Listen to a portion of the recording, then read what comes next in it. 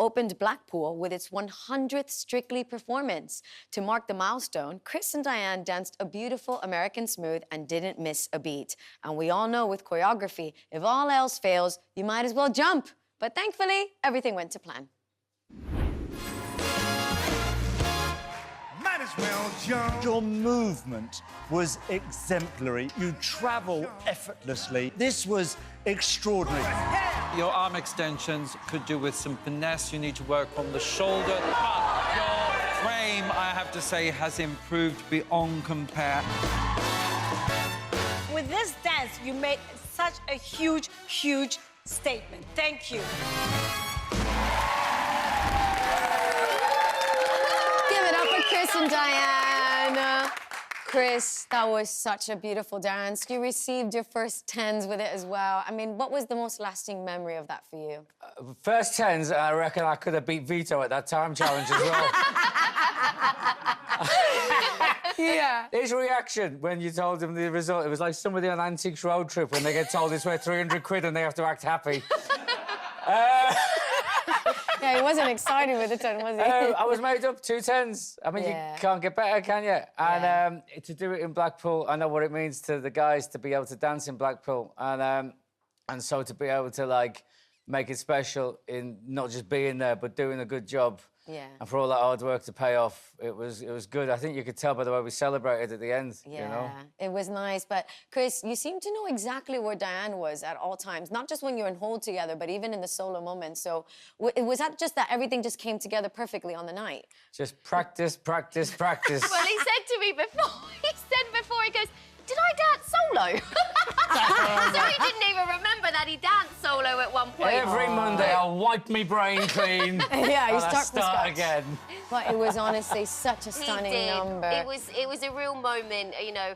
Obviously, it's always just me and Chris on the floor, but to have those extra dancers there and Chris feel really comfortable with that, Yeah. it was really special for us. You did so good, Chris. And you said it then, but, you know, to have the other dancers on the floor with you is one thing, but also for them to also be aware of how you and Chris navigate on the floor Yeah. as well, that must have been tricky. Honestly, I have to take my hat off to all of them because they were incredible. They were, you know, it's important that we're at the right place at the right time for Chris, and they didn't do anything to put him off. They were incredible. I mean, they're all professional dancers, but they First time they've really ever had to avoid a blind man, isn't it? On live TV. but they were brilliant. Yeah, brilliant. they were. And Dianne, tears flowed when those 10s came, didn't it? I mean, going into week 10, what do those scores say about Chris's standard?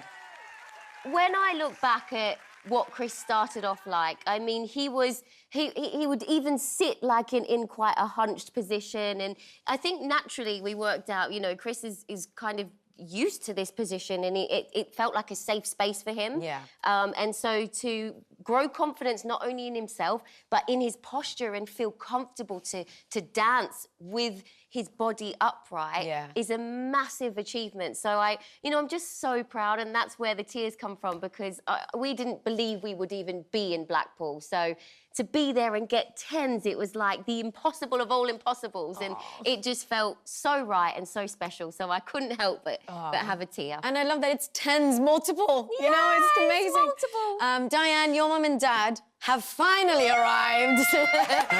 They'll be watching you tomorrow. You must be so made up. I'm so made up. They're watching right now. Hi, Mum! Hiya, from me It's so too. cool. They've never watched me on It Takes Two Live ever. Well, there you So go. this is the first time. But guess So, what? yay. It's not just that. We didn't want them to miss home while they were away from home. So we've got them these very special Aussie hats.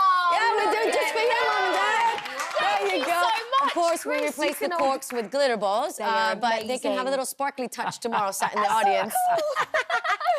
But guys, you are through. Congratulations. And Chris, it's off with the tails and on with the bolero, because tomorrow you're dancing a paso doble to a version of this.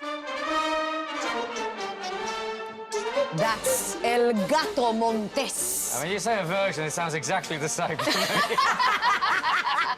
But listen, this is all about a cat named Montez, really. it? That's what it's all about. Oh. Unless you're a contortionist, the paso doble shape is very, very difficult to achieve. So how's that been? Has that been an uncomfortable experience for you? This has been the hardest one, if I'm honest, to get. and to understand. And honestly, it's taken 2 days for me to even understand the positions I'm meant to be in. It's so unnatural. It doesn't relate to any of the others really in what's expected, and the positions and the posture. It's so bent and stretched. And at first, she was teaching me. I was like, Are you sure you've learned this right?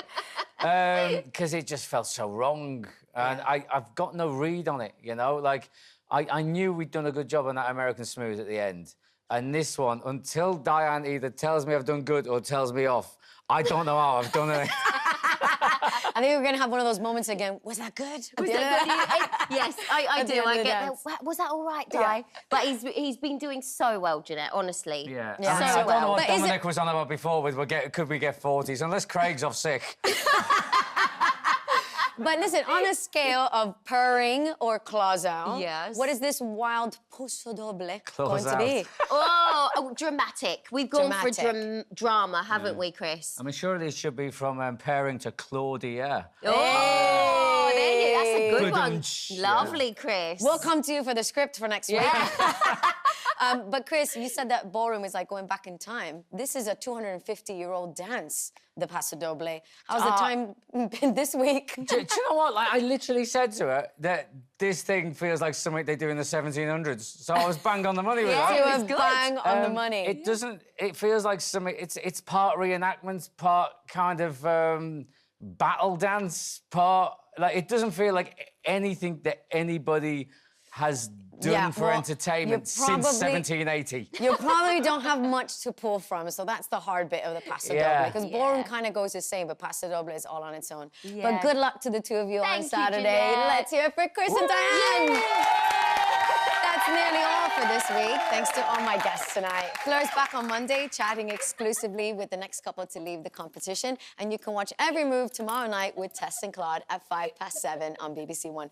But right now, performing his hit track, Sunshine Part 1 from his debut album, Common People, it's James Smith.